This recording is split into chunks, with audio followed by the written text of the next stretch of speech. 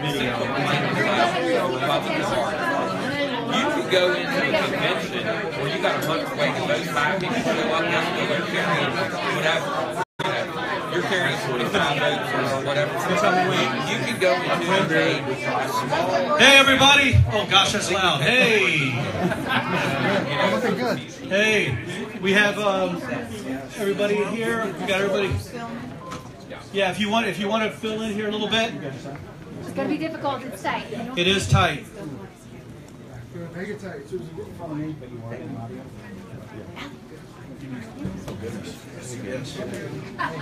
It's okay to get a little close to me. No, it is. It is. I use a special soap. They got whiskey in it? It does. That's why my skin inebriates many.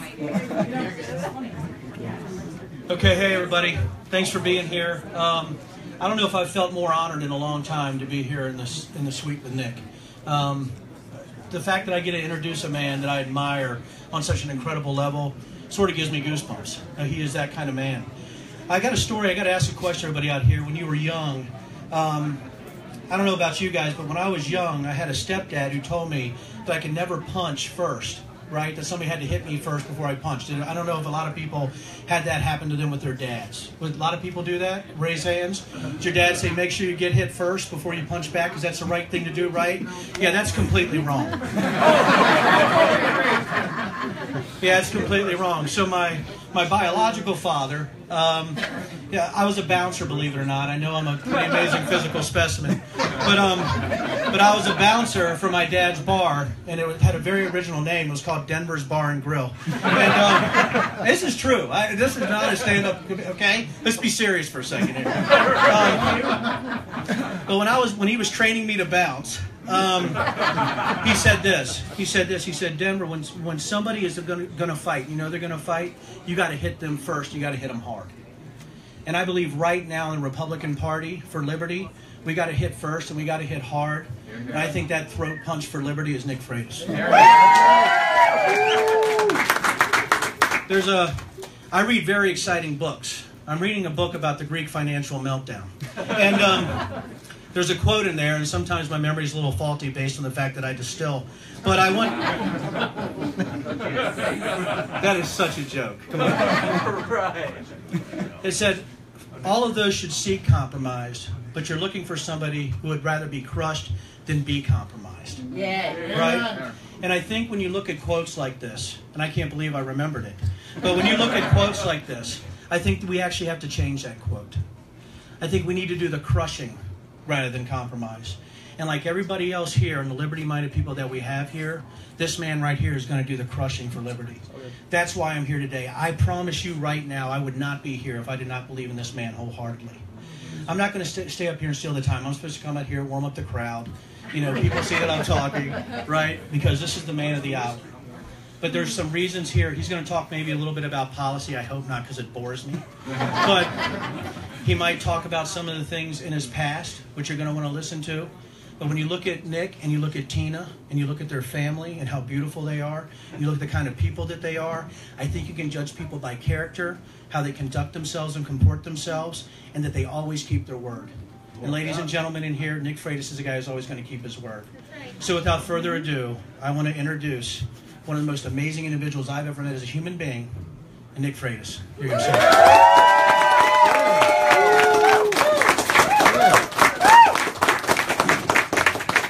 I really want to thank Denver for being willing to do that. I mean, I got to meet Denver my first year in the General Assembly, and instantly he's like, so would you be interested in taking on one of the most powerful lobbies in Virginia? And it's like, cool. But I instantly like Denver because he is the sort of man where, again, he stands by his word and he's not afraid to take on anybody when he thinks it's the right thing to do. And so, Denver, it means a lot to me that you're here today, that you would speak on my behalf, that you would associate yourself with. It is amazing. Yeah. I also want to recognize my wife, Tina. So people have gotten to know Tina a little bit better and whatnot, just media as we've been going around and Facebook and certain articles she's written and whatnot, and I think the word intense was used, and I like, but they always let me know. That's right. they always let me know that, Nick, we're really happy if anything ever happens to you, Tina will just fill in. In fact, in fact, we like Tina so much we might arrange for something to happen. Also, my oldest daughter, Lily, my son, Luke, and my youngest daughter, Allie, are here. And I also want to thank one of the people that really made this night possible, and that's my mother, Robin, who is also with her camera out. So it turns out there's been some speculation about a Senate run for several months now, and I realize I've been a little coy about it, and the reason for that is because when I was first asked, I gave much the same response I gave when I was first asked to run for delegate, and that was no. But as time started to develop and we started to look at what 2018 was probably going to be shaping up to be and where the current state of the Republican Party is, and having talked to many of the people in this room, we started to think a little bit differently about it. We started to pray about it. We had a lot of you pray for us about it as we went forward. And let me just give you a little bit of idea of where I think we're at right now. Here's the first thing. The press is going to contact a lot of people, and one of the first things that they're after is, what do you think of the other candidates? What do you think of Corey Stewart? What do you think of E.W. Jackson? Bottom line is this. They are my fellow Republicans. I'm not here to bash my fellow Republicans, period, the end. Right? There's been too much of that going on within the Republican Party, and quite frankly, the press eats it up. Sorry, Jenna. The press eats it up. Right? I'm not going to contribute to that. I'm just not. Right? Because none of these people are my enemy. Right? I don't have, people are not my enemies in general. They're just not. Right? I don't have any enemies in this race, period. I don't have any enemies save one. And the enemy I have is a worldview. It's a worldview that would convince people that you are something less than what you actually are. It's a worldview that tells people, starting off with our children, by the way, it's a worldview that tells people that you're a random collocation of atoms, that you're here purely as a mistake of time, chance, and matter. And because of that, you need wise overlords in the government to micromanage your life for you and to take care of you. All right? It is a worldview that treats free people as if we were subjects instead of citizens. And I despise that worldview. I absolutely despise the worldview. Now, some of the people purvey it. I don't see the people as my enemy. Those are people we're here to liberate. We're here to liberate from a philosophy that has taken them captive. Right? So what do we believe? I believe that you're not a random collocation of atoms. You're beautifully and wonderfully created in the image of God. You have a purpose to fulfill that is uniquely yours. Amen. Yep. And government's job, because of that, because you are made in the image of God, and because you have inherent worth, and because you are entitled to liberty, because you are entitled to equal protection and justice before the law, then government and the politicians who represent you have an obligation to see that it is defended. To see that your liberties and your property are defended and that you get equal protection before the law, regardless of where you came from, regardless of who your parents are, and regardless of your station in life. That is our obligation as representatives. That is what it means. That is what it means to represent citizens as opposed to governing subjects. Amen. And unfortunately, and to quite frankly, establishment elements from both sides of the aisle have been responsible in thinking themselves made from finer clay than the rest of humanity. There's one other thing that we're going to have to combat. And I see this a lot. I can't tell you how many people that I run into that when they hear you're a conservative, they assume that it must be because you're either stupid or evil or potentially both. And that's how you're treated. And I just want to tell you a really quick story about someone that really got me involved in politics in the first place, right? So this was a woman that had to graduate early from high school in order to help take care of her take care of her father, take care of her family. So she graduated early, immediately went to work in order to take care of her father because of a medical issue. Despite all of that, still made it into college. While she was in college, had an incredible scholarship opportunity to be able to go to Columbia. She was studying to be a nurse. She was also a fluent Spanish speaker. While she was there, she got pregnant. Everyone encouraged her to get an abortion. She refused to do so. She got married shortly after that, was divorced. But she always took personal responsibility for raising her boys. She took them on missionary trips. When there was a disaster somewhere, this woman was there with her boys, showing them that they had a personal obligation to help their fellow man. That it wasn't somebody else's responsibility, it was their responsibility. She worked hard, she saved, she invested, and the moment she would start to get a little bit ahead, there would be the government to come and stomp on it. Why? Well, because she fit into one of the approved victim groups, but she refused to stay there. This was a woman that taught her children and everyone around her. She was a demonstration of what happens when you believe that you can rise above adversity and accomplish something and conquer something for not only the benefit for yourself and your family, but for your community and your country. Now I ask you, what is stupid or evil about that woman? Because she was called those things. She was called a traitor to her gender because she doesn't adhere to the Democratic platform. What is stupid or evil about that person? Nothing. That's my mother. That's my mother.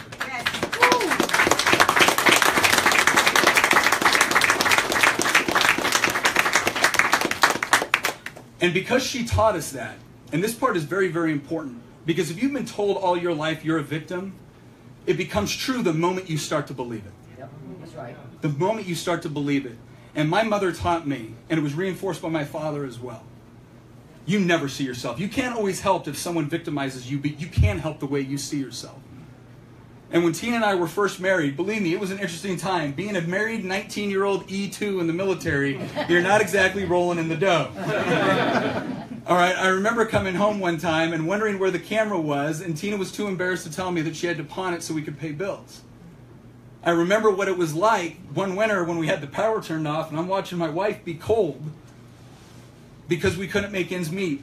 But I remembered something that I was taught. None of that was somebody else's fault. All right, the next course of action was not for me to run to some politician that was promising that he would steal from my neighbor in order to give to me. I refuse to fit into that category, that victim category, which breeds dependence.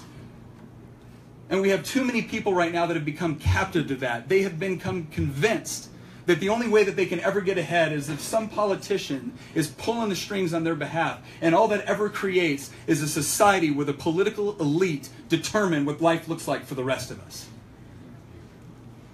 So I am passionate about the cause of individual liberty. Yes, sir. I think it is one of the most powerful concepts that has ever broached mankind. And having been to multiple countries around the world, I have seen what happens when government grows beyond its proper boundaries and begins to live life for people as opposed to allowing them to pursue happiness in the way they determine, not what some politician thinks they should do. But I'm also not going to sugarcoat this. We're running against someone that was a mayor, a lieutenant governor, a vice presidential candidate, and the head of the Democratic National Committee. Tim Kaine has got almost unlimited resources, and I can't tell you how many people told me, Nick, you shouldn't do this, not right now. We want you to run for higher office, but not right now. And whenever I'd ask why, the answer was always, this could hurt your political career.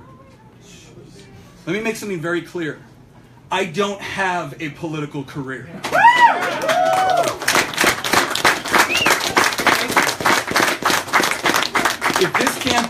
If this campaign ever becomes about something so myopic, so singular as an individual, please get rid of me in a heartbeat. This is a movement. This is a movement of people that are tired of being told that they have to accept government subsistence as opposed to everything that liberty has to offer them. Because that's who we are as Americans. We're the sort of people that when the government says something isn't possible, I love the story of the Wright brothers. The government just got done saying that aircraft with flight was not possible, and 6 months later, 2 bicycle mechanics with $10,000 got an airplane. That's who we are. We're not waiting around for some bureaucrat to tell us what is in the realm of possibility. But what you've got to decide is, because I'm not promising you safety, I'm not promising you security, I'm not promising you any of that, and I'm speaking directly to the people of my generation. If you're waiting for someone to show up and tell us when it's time for us to take charge, it's not going to happen.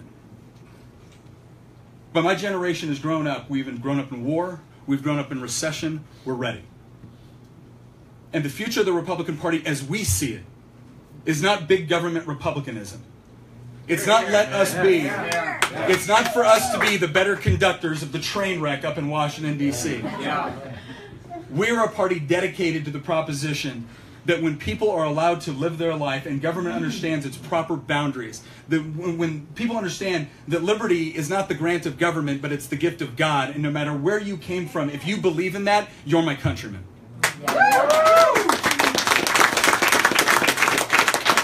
That is the Republican Party of Virginia going forward. That's what we believe, and that's what we're going to fight for. And again, the odds are high, but I'll tell you right now, great triumphs don't happen on calm seas. So you have all got to make up your mind for yourself, because I'm never going to stand up here and beg you for your vote, because quite frankly, it's just not in me. But I'll tell you this much. I'll tell you where I'm going. I'm going to the crisis point. That's where I'm going. If that's where you think you need to be as well, we could use your help.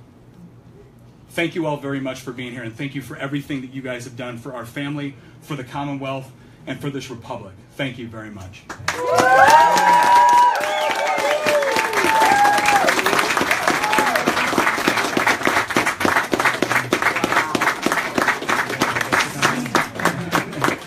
And Martha Bonetta just got here. Now it's a party. Yeah, you need to Say it. Are you running? Yes. And I'm very proud to be running for delegate in 2 years. No.